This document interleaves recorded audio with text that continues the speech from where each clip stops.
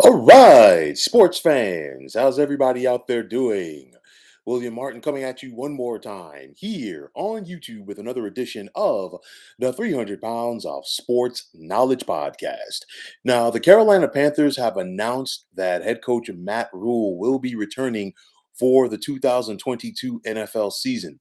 In 2 years at the helm in Charlotte, Rhule's record is 10 and 22 as after finishing third in the NFC South last year, the Panthers will finish last in the division this time around.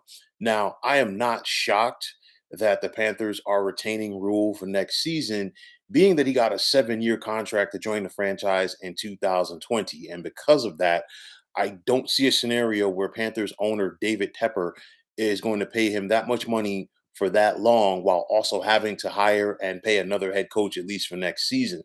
Now, the Panthers hired Rule based on his ability to turn programs around in college, as he did so at both Temple and Baylor, respectively.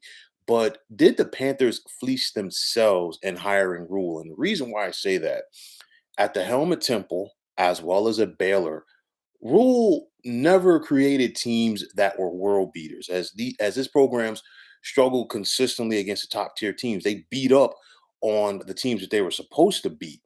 And then on top of that, you have to ask yourself, how many impact players did Rule produce at both Temple and Baylor? And during his time at both schools, he only had one first round pick in Hassan Reddick, who was taken in the first round by the Cardinals. Didn't get a second contract from the Cardinals as he is now a member of the Carolina Panthers.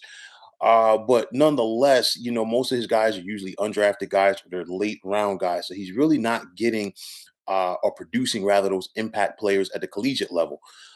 So that's something else. And for me, the NFL is different from the college game. As obviously in college, you get to select your non conference foes.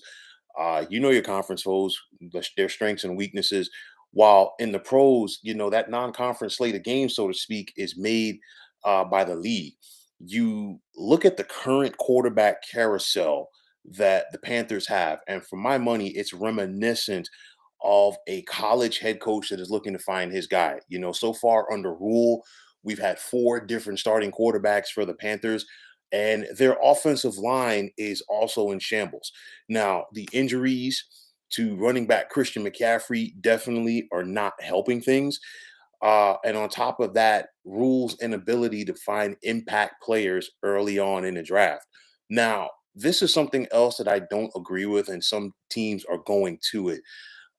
Panthers general manager Scott Fitterer did not hire Rule, as Rule was hired a year before Fitterer. And typically, you want the GM to go out there and find his guys. And I guess this is going to be more of a collaboration between Fitterer and Rule. So we'll wait to see how this works out long term. Now, you ask yourself, are the Panthers any better than they were when was first hired? And it's an interesting theory on that because you look at it, and the Panthers are obviously in a rebuilding mode. I get that. But you want to see some signs of life. And to me, the issues on the offensive line, as well as the issues at the quarterback position, are really making it difficult to see if this team is really trending upward under head coach Matt Rule. Now, my thing is this, and I'll listen, some guys have successes and some don't. But some of these organizations now, they trend to go hire the college head coaches. And honestly, some of these college head coaches, they don't have any NFL connection. And a lot of them are focusing on analytics. And don't get me wrong, Rule did coach. He was an assistant coach for the Giants for 1 year back in 2012. But I mean guys who have been there for several years, because 1 year to me really isn't enough. We've seen a lot of college head coaches or college coaches in general do that and go back to the college game.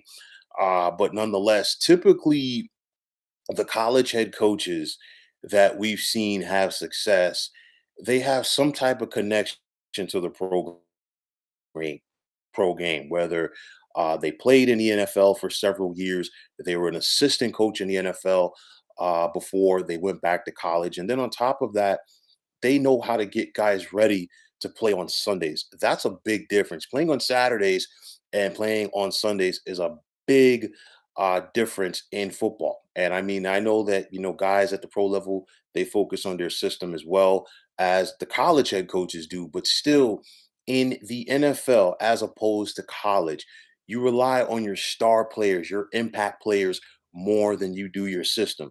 You can have your system in college football and you could still win your conference.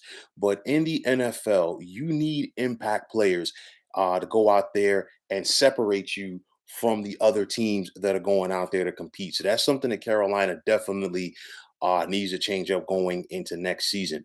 Then, of course, will things turn around for Rule in 2022? To me, the biggest thing is he's got to fix the offense, and it starts with the O line and it starts with the quarterback. I know that Carolina went out there and they attempted to make a trade for Deshaun Watson prior to the trade deadline. My money is on the fact that I think Carolina will try again to, sway Deshaun Watson to come to Charlotte based on, whether or not things get cleared up for him with the legal process down in Houston. But also, I think Carolina is going to be, full press on trying to get themselves an impact player at the quarterback position. I know that Rule still has 5 years left on his deal, but 2022 is going to be a little bit different from 2020 for him. Right now Carolina, they're 5-11. They have their game with Tampa tomorrow. They could win, they could lose. But nonetheless, if we are back at this point next season talking about Carolina being a 5 or 6 win team, even with those additional years on his deal, I don't see a way that Tepper would, go out there and continue to throw his support behind Matt Rule. So I think this team needs to see an impact.